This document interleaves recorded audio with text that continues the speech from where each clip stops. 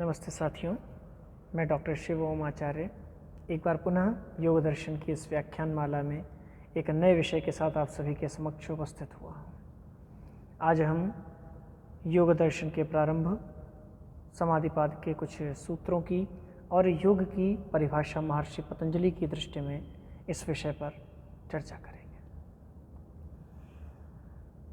जैसा कि हम सभी जानते हैं कि मनुष्य का जीवन दुखमय है, सर्वम दुखम जैसी विभिन्न उक्तियां समाज में प्रचलित हैं और इस पंचभौतिक शरीर में आने के पश्चात मनुष्य लगातार विविध प्रकार के दुखों से घिरा हुआ रहता है।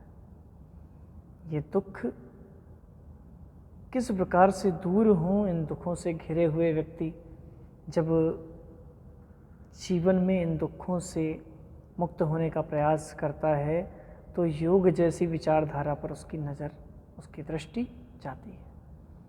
भारतीय चिंतन परंपरा में 6 आस्तिक दर्शनों में योग दर्शन की परंपरा बहुत ही अच्छी, बहुत ही सरल है, जो कि एक निम्न कोटि के साधक को, जैसा कि मैंने पूर्व के व्याख्यान में चर्चा की थी कि निम्न कोटि के साधक को जो कि कुछ भी नहीं जानता है कि साधना मार्ग पर कैसे आगे बढ़ा जाए, दुखों की निवृत्ति कैसे की जाए, इन सारे प्रश्नों के उत्तर वो योग दर्शन की अष्टांगिक फिलॉसफी से, अष्टांग मार्ग की साधना से प्राप्त कर सकता है।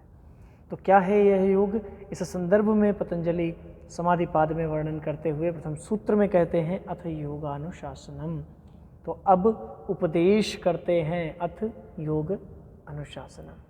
अब उपदेश करते हैं ऐसी विद्या का, ऐसी योग विद्या का जो लक्षण, भेद, उपाय और उसके फलों के लिए जानी जाती है।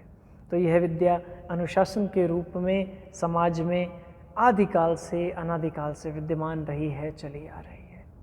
तो यह अनुशासन बिना योग के संभव नहीं है। और इसमें एक बात, एक वाइस वर्सा शब्द का प्रयोग आता है कि योग के बिना अनुशासन नहीं है और अनुशासन के बिना योग संभव नहीं है। मैं इस दृष्टि से इस सूत्र की व्याख्या को करता हूँ या समझता हूँ। अनुशासन के रूप में पतंजलि योग को परिभाषित करते हुए द्वितीय सूत्र में कहते हैं अथ योगश्चित्तवृत्ति निरोधा। योग चित्त की वृत्तियों का निरोध है। तो यहाँ पर क्या कहना चाह रहे हैं महर्षि पतंजलि? योग, चित्त, वृत्ति और निरोध, 4 शब्द हुए। योग क्या है? चित्त को सामान्य भाषा में मन से जाना जाता है। चित्त की या मन में उत्पन्न होने वाली वृत्तियों को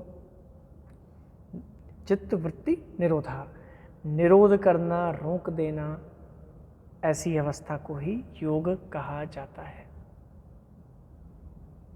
तो यहाँ पर यह बात बहुत ही गहराई में समझने वाली है कि चित्त क्या है, चित्त की वृत्तियाँ क्या हैं और इनका निरोध कैसे किया जाए, किस प्रकार से हमारा मन कार्य करता है।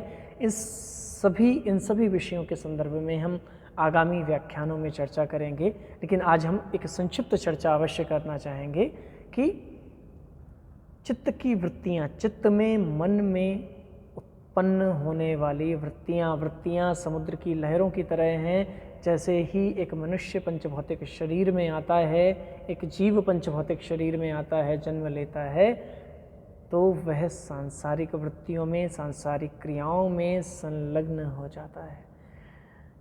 कृष्ण भगवत गीता में कहते हैं नहीं कश्चित क्षणमपि जातु तिष्ठत्य कर्मकृत, अर्थात जन्म लेने के साथ ही कर्म प्रारंभ हो जाते हैं। अब कर्म तो प्रारंभ हो गए, लेकिन चित्त की वृत्तियों का निरोध भी तो आवश्यक है। अब ये कर्म सकारात्मक हो या नकारात्मक, दोनों ही स्थितियों में मनुष्य के मन पर अपने संस्कार छोड़ जाते हैं। यह वृत्तियां जब अपने संस्कार मन पर छोड़ जाती हैं तो यही बंधन और मोक्ष दोनों का कारण बन सकती हैं।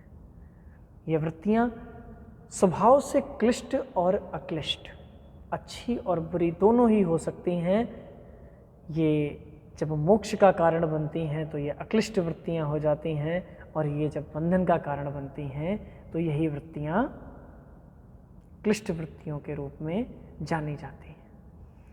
तो इन वृत्तियों से निवारण का उपाय महर्षि पतंजलि ने योग नाम से कहा, और इसके व्याख्यान को आगे बढ़ाते हुए वे कहते हैं कि जब इन वृत्तियों का निरोध हो जाएगा तो मनुष्य को क्या प्राप्त होगा।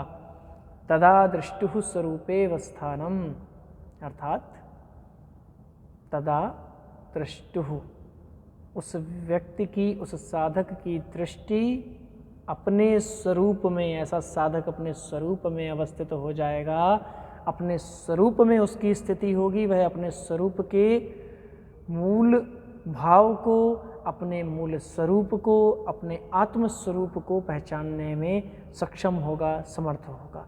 तो इस प्रकार से महर्षि पतंजलि ने योग की व्याख्या चित्त की वृत्तियों के निरोध के रूप में की, जहाँ पर उन्होंने बताया कि अपने स्वरूप में यदि स्थित होना है तो प्रत्येक साधक को योगाभ्यास करना होगा। इसी के साथ आज के व्याख्यान को यहीं पर समाप्त करते हैं। पुनः मिलेंगे एक नए व्याख्यान और एक नए अभ्यास के साथ। आज के लिए इतना ही। आप सभी को प्रणाम करता हुआ अपनी वाणी को विराम देता हूँ। ओम।